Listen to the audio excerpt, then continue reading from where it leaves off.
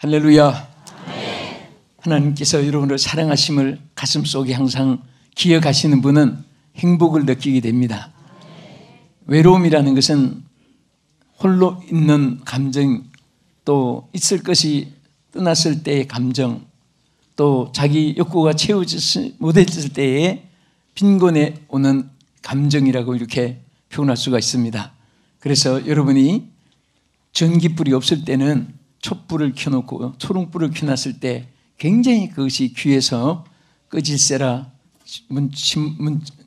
문종이로 이렇게 그 각을 만든 것이 기억이 납니다.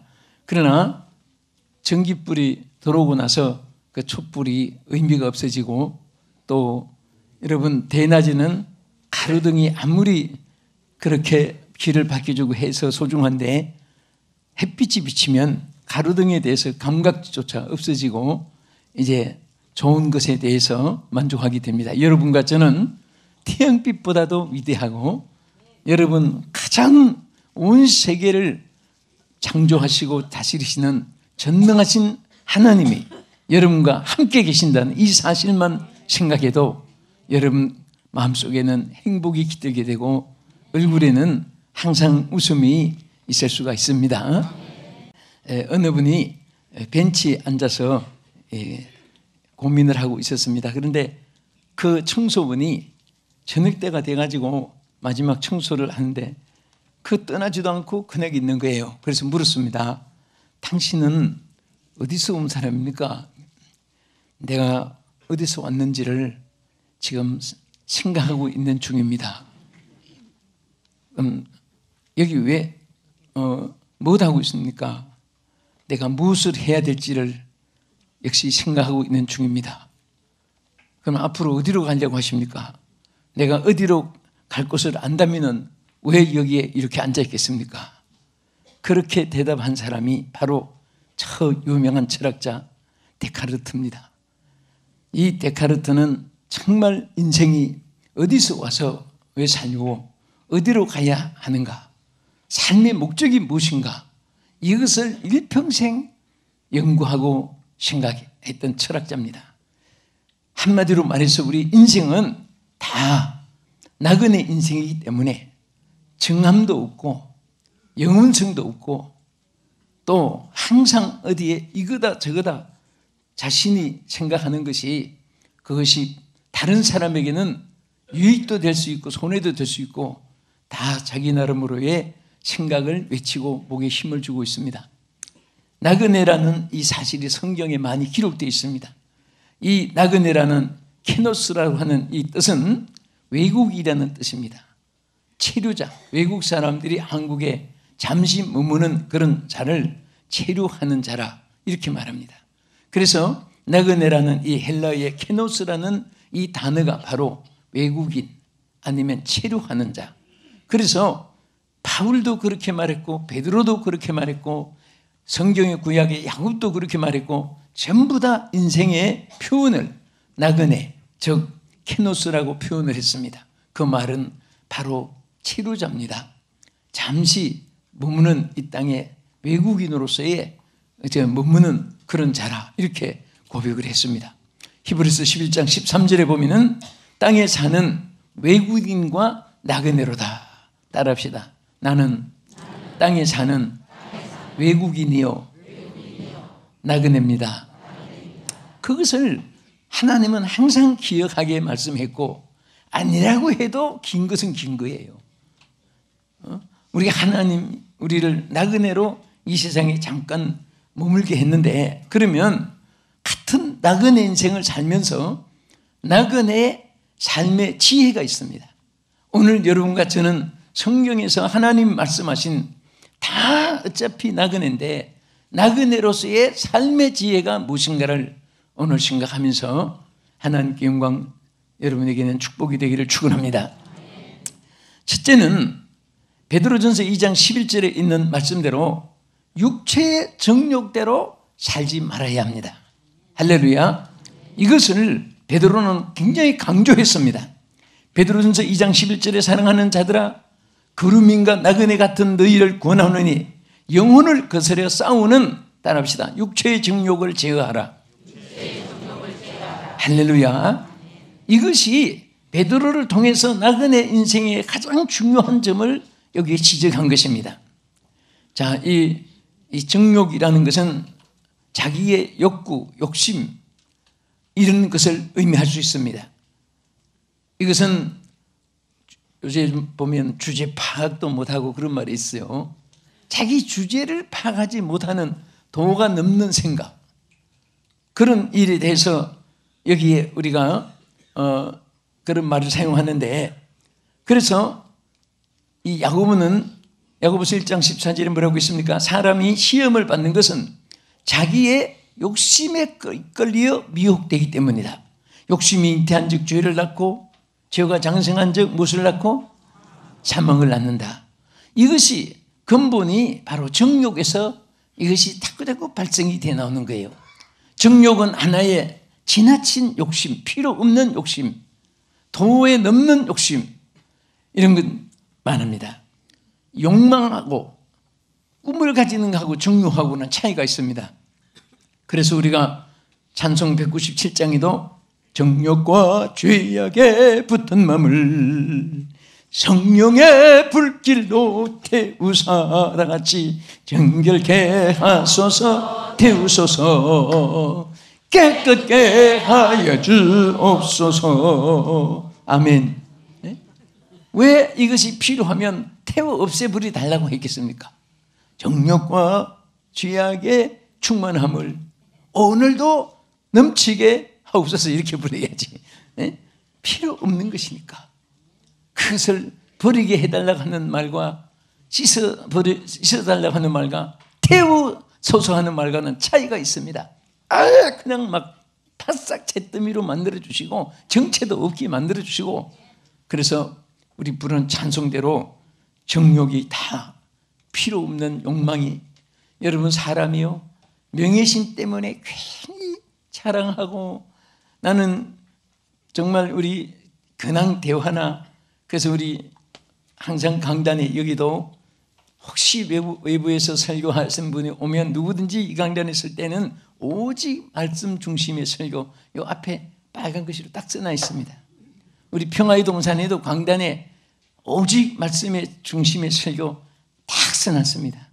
그런데 말씀 안전하고 필요 없는 말하면 막 하나님 앞에 죄송하고 그렇습니다. 우리는 항상 지나치게 자기라는 것이 살아나고 필요 없는 욕심, 나그네 인생이 짐보따리가 크면 고생만 많습니다. 절대로 여행 많이 하는 사람은 짐보따리를 크게 안 들고 다닙니다. 가볍게 들고 다니고. 저는 요 007 가방이 좀 무겁습니다. 무거운 이유는 항상 운동하기 위해서 고무글을 항상 오른쪽 왼쪽 바꿔가면서 들고 다니면 그래서 좀 건강해져요. 한꺼번에 막 역기를 그냥 막 100kg짜리 들었다가 놨다가 뼈가 아프도록 식은땀 흘리고 30분씩 하루 하는 것도 좋지만은, 원래는 같은 무게를 계속 들고 다니는 그것이 굉장히 큰 운동이 되는 거예요. 숨도 아침에 시큰 쉬고 낮에는 조금 쉬고 저녁에는 안 쉬고 죽습니다. 네? 똑같은 페이스로 어제나 오늘이나 변치 않는 찬송 그대로 우리 주님이 우리를 사랑하신 대로 변치 않는 것이 중요한 거예요. 그래서 사람이요, 보세요, 욕심을 피우면은 아무런 두려움도 염려도 없는 거예요. 네? 또 사람에 대해서 사람들은 너무 하나님같이 기대를 크게 받다가 실망하고, 또 어떤 사람은 너무 무시했다가 죄를 짓고, 그러니까 기대가 없으면 실망도 없고 기대가 크면 실망이 크고, 그러니까 그렇거니 하고, 항상 제가 하는 말이 그렇거니, 이분은 이렇거니 저분은 저렇거니 고르서는 고렇거니, 그렇게 잘 인정하고 주어진 거 어떻게 합니까? 개도 재벌은 못 부리, 재벌은 못 고치는데 사람도 마찬가지예요. 또 한 번 더 따라합시다. 그렇거니 하고 살아갑시다. 저렇거니 하고 살아갑시다. 고렇거니 하고 살아갑시다. 네? 그렇게 하고 자기 페이스를 잘 지켜나가면 되는 거예요. 자꾸 어떤 남편은, 어느 여자는 뭐 어떻게 뭐 따뜻한 밥도 해주고 뭐 밤낮 뭐 어떻게 해주고 하는데 또 어떤 여자는 어떤 친구 동창 남편은 뭐도 해주고 뭐도 해주는데 자꾸 그런 거 비교하고 말하다가 주먹이 왔다 갔다 하고 입에서 막 폭탄이 터지는 소리가 나고 그 다 눈에서는 막 그냥 날카로운 말 없는 그냥 막 총을 쏴내고 그것이 얼마나 불행합니까? 그러니까 다 주어진 개성이 달라요. 그런데 그게 인생을 불행하게 하는 것이 하나가 뭐냐? 바로 이 욕심 때문에 정욕, 명예욕, 권세욕, 물욕, 이성 모든 이런 것들이 막 소유욕 때문에 자기가 그것을 못 채우면은 거짓말하게 되고 또 남을 무시하게 되고 그렇게 되는 거예요. 그래서 우리가 야고보서의 말씀대로 사람이 시험을 받는 것은 자기의 욕심에 이끌려 미혹되매니 욕심이 없으면 미혹 안 된다 그 말이죠. 그렇죠? 할렐루야. 네. 그래서 우리는 바울이 로마서 13장 14절에 뭐라고 했습니까? 오직 예수 그리스도를 옷 입고 정욕을 위하여 육신의 일을 도모하지 말라. 예수 그리스도를 옷 입으라 그랬습니다. 절대 예수 안에서 전부가 우리가 욕심을 다 버리면 수평의 물이 되는 것입니다. 물이 아무리 높이 올라가려고 뛰어봤댔자 나중에 또 수평이 돼 버리세요.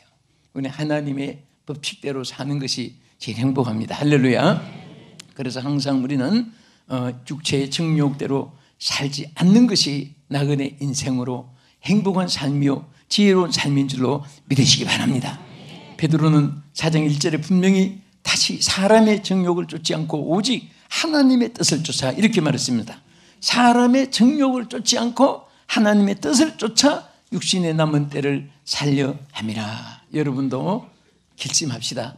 따라합시다. 나는 이제부터라도 정욕을 쫓지 않고 사람의 정욕을 쫓지 않고 오직 하나님의 뜻을 쫓아 육신에 남은 때를 살겠습니다. 이게 베드로의 고백입니다.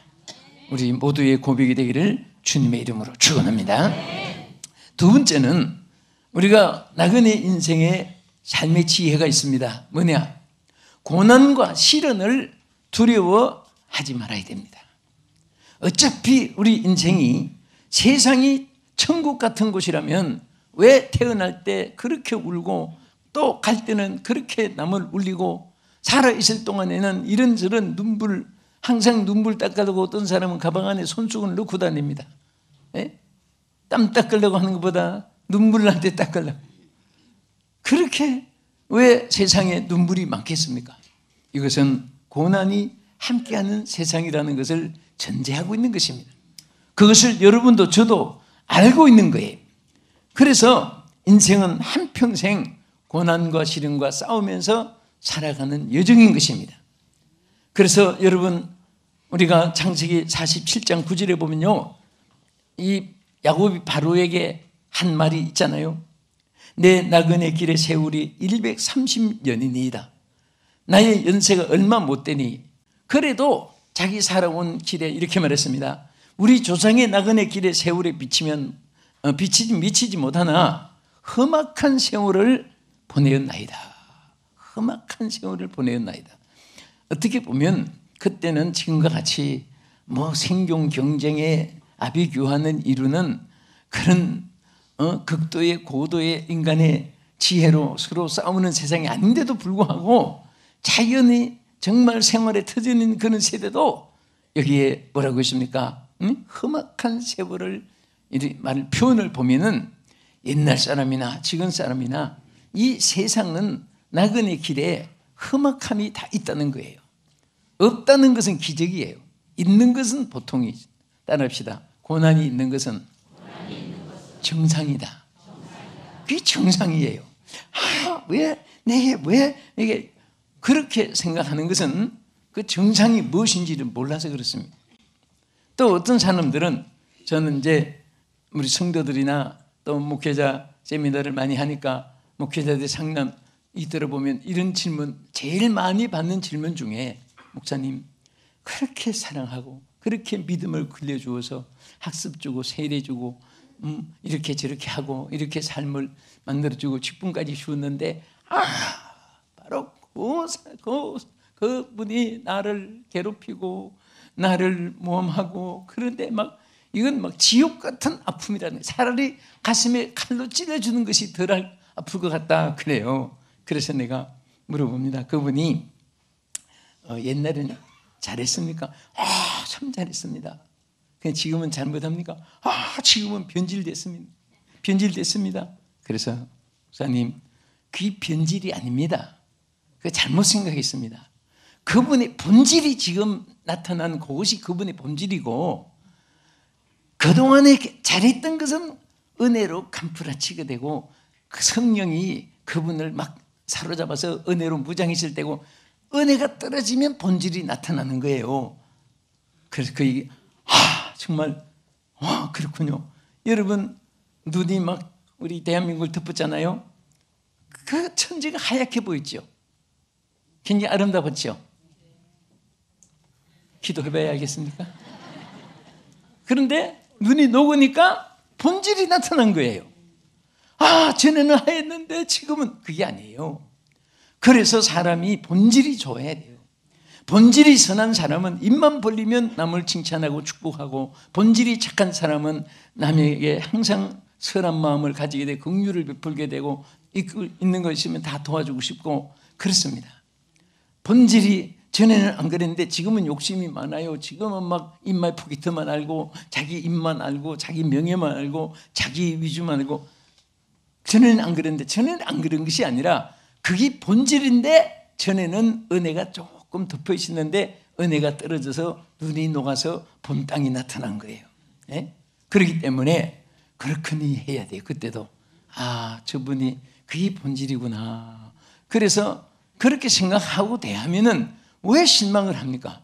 그 말 한마디 때문에 굉장히 해결을 받았다 하는 사람들도 많이 봤어요. 그런데 우리는 항상 우리 마음속에 정말 우리 하나님이 인도하시는 그 선한 마음을 우리가 가지고 고난을 두려워해서는 안 됩니다. 할렐루야. 고난을 두려우면 안 돼요. 그래서 험악한 세월을 앞으로 우리가 살아왔고 지금도 살고 앞으로 살아가는데 항상 하나님의, 그래서 도움을 구해야 되고 하나님을 의지해야 되고 하나님 손을 놓치면 안 됩니다. 하나님 붙잡아야 돼요. 어린 아이들이 왜 사고 납니까? 엄마 아빠가 붙잡았는데 손을 탁 내가 하면 막 그냥 차가 오는데도 그냥 두둥둥 뛰어가다가 사고 나는 거예요. 엄마 아빠 손을 꼭 붙잡으면 걔는 사고를 안 나요. 어떤 아이는 엄마 아빠가 없으면 막 큰일 난 줄 알고, 어머니가 안 붙잡아주고 아빠가 안 붙잡아주면 못 가는 줄 알고 막 불러가지고 손 붙잡으면 그래요. 어떤 아이들은 붙잡으려고 하면 나 하고 지 혼자 걸어가다가 사고 나는 거예요. 여러분, 우리가요, 진리는 간단합니다. 주님 손은 꼭 붙잡으면, 어떻게 붙잡으면?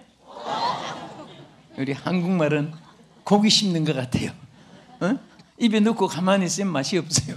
씹을수록 맛이 나요. 말도 꼭 붙잡으면, 그런 맛이면, 꼭 붙잡으면, 할렐루야. 한번 꼭 붙잡는 표현 한번 해보세요. 꼭 붙잡고 살겠습니다. 누구 손을? 삼촌 손을? 네, 삼촌도 죽을 지경인데 그 손 붙잡아봐야 같이 죽는 거예요. 사람은 붙잡을 손이 아니에요. 하나님 손을 붙잡으셔야 돼요. 할렐루야. 그래서 하나님 바라보면 실망도 없고 또 기대도 없고, 내가 하나님께 받은 것을 나눠주면 돼. 나눠주면.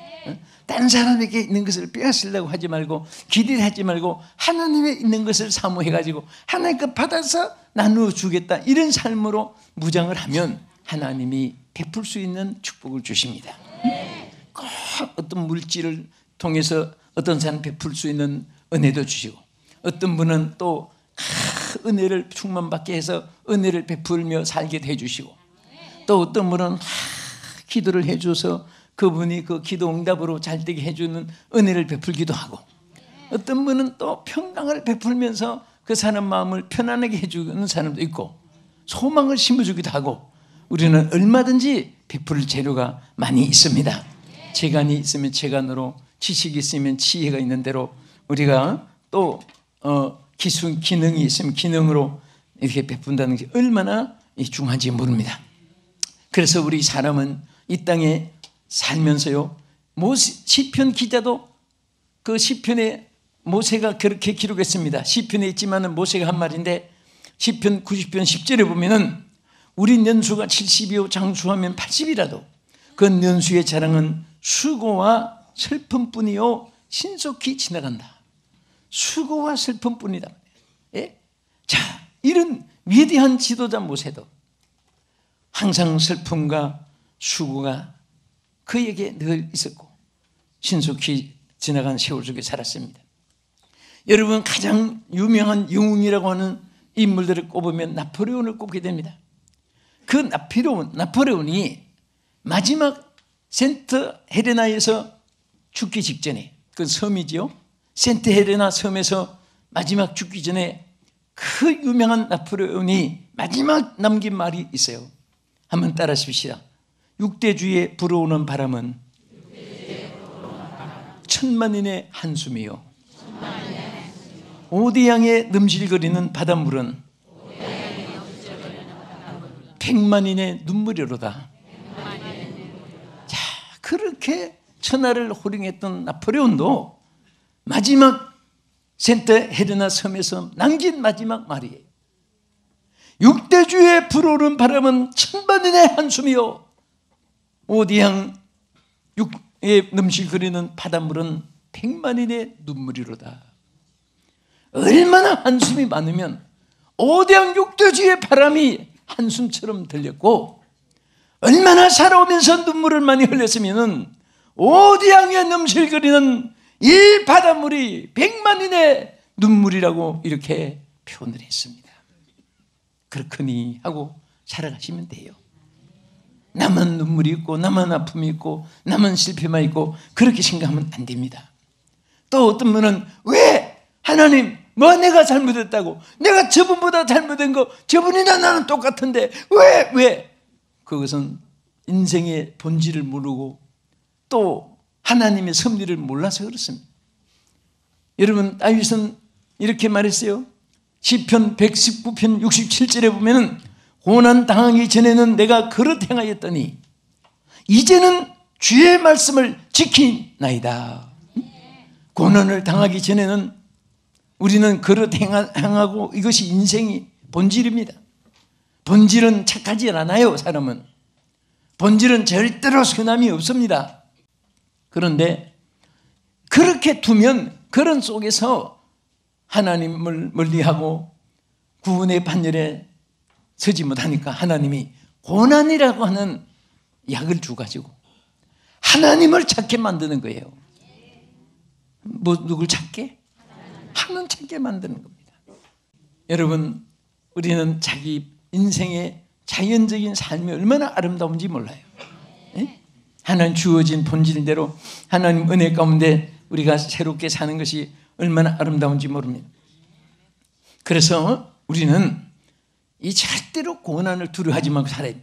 세 번째는 말씀대로 행하며 후회 없는 길을 걸어가야 하는 것입니다. 후회 없는 길을 걸어가야 돼요.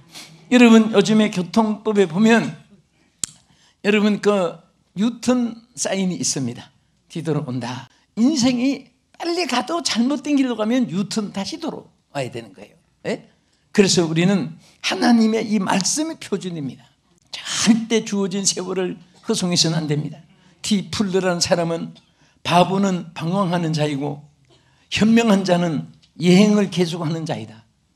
가만히 앉아서 이리 갈까 저리 갈까 뒤로 갈까 앞으로 갈까 이거 할까 저거 할까 이 사람 만날까 저 사람 만날까 요 물건 살까 저 물건 살까, 그럼 사람이 지쳐요. 여러분, 시장 1시간만 장보고 오는 사람 눈을 보세요. 빨갛습니다. 좀 피곤해가지고 이렇게 사람이 지나가도 그 사람 그것도 못 봐요. 왜 그러냐? 이거 살까 저거 살까 이거 살까 저거 살까. 거기에 사람이 지쳐버리는 거예요. 예? 선택이 잘못됐을 때는 피곤한 거예요. 그 우리 인생의 길은 딱 하나예요. 바울이 말한 대로 믿음의 주요 온전케 하신 예수만 바라보고 똑바로 가면서 열심으로 살아가는 것입니다. 바울은 표대를 정했고 세월을 아꼈고 열심을 품고 주님을 위해서 순교를 각오했고, 이 네 가지가 바울의 신앙 중심이기 때문에 그는 그 신앙에서 일보도 흔들림이 없이 귀하게 살아갔습니다. 한 가지 말씀드리고 그치겠습니다. 어떤 백인 한 분이 아주 선량하고 착한 백인이, 흑인이, 그때는 지금은 뭐 흑인 대통령도 나지만은 그때는 아주 미개한 삶을 살 때 시계가 없잖아요. 흑인들이. 그냥 모래시계. 그때는 백인들도 모래시계를 사용했는데 그것을 하나 선물로 주었습니다. 이 흑인이 너무너무 고맙고 너무 고귀한 선물이라서 뚜껑을 잘 맞춰가지고 그것을 한쪽에 잘 깊이 간수해 놨습니다. 죽을 때까지. 여러분, 모래시계는 보는 데서 가치가 있지. 그 위에 뚜껑 닫아놓고 시계 못 보면 무슨 소용이 있겠습니까? 그렇게 귀한 보물이라도 보물은 사용하는 데 가치가 있습니다. 여러분, 하나님의 직분을 맡았든지, 여러분 은혜를 받았든지, 또 하나님께서 삶을 주셨든지, 여러분 세월을 주셨는데 이것을 묻어놓으면 안 되는 거예요. 왜 묻어놓습니까? 활용을 해야지요. 모래시계에 덮어놓으면 무슨 소용이 있습니까? 하나님이 여러분과 나에게 얼마나 귀한 보화를 주신지 아십니까? 이것을 활용해야 됩니다. 활용해야 돼요. 활용해야 돼요. 내일을 누가 믿어요? 내일은 내일 가봐야 알아요. 여러분과 나의 삶은 지금입니다. 지금 매일매일 지금 충실해야 되고, 여기에서 후회 없이 살아야 되고, 하나님이 주신 흑인이 받은 모래시계 고귀한 선물이라고 했지만 정말 우리는 고귀한 세월을 받았고 고귀한 삶을 받았고 고귀한 삶의 사명을 받았는데 왜 모래시계처럼 묻어놓습니까? 활용을 하셔야 됩니다. 주님 앞에 설 때에 후회 없이 설 수 있는, 그래서 우리 지혜로운 삶을 사는 우리 모두가 되기를, 또 우리 사랑하는 성도 여러분, 또 시청자 문제에 계신 여러분, 정말 우리 멋있게 살아갑시다. 하나님 앞에 주신 이 귀한 보화를 활용합시다. 기도하겠습니다.